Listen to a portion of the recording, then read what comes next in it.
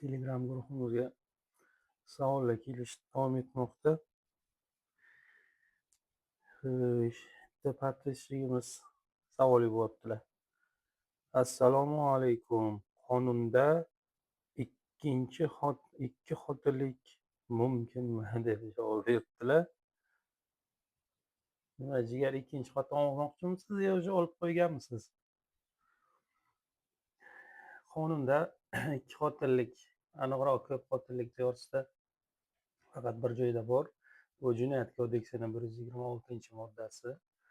Bu yerda ikki yoki undan ortiq xotin bilan bir ro'zg'or asosida yashaganda jinoiy javobgarlik vujudga keladi. E'tibor qilish kerak, bu yerda bir ro'zg'or asosida yashash deyapti. Bir uyda umumiy ro'zg'or asosida yashasa siz javobgar bo'lasiz xotinni ko'paytirganingiz uchun.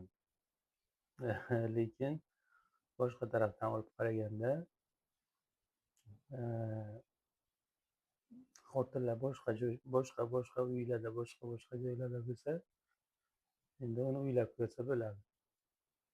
Sog' salomat.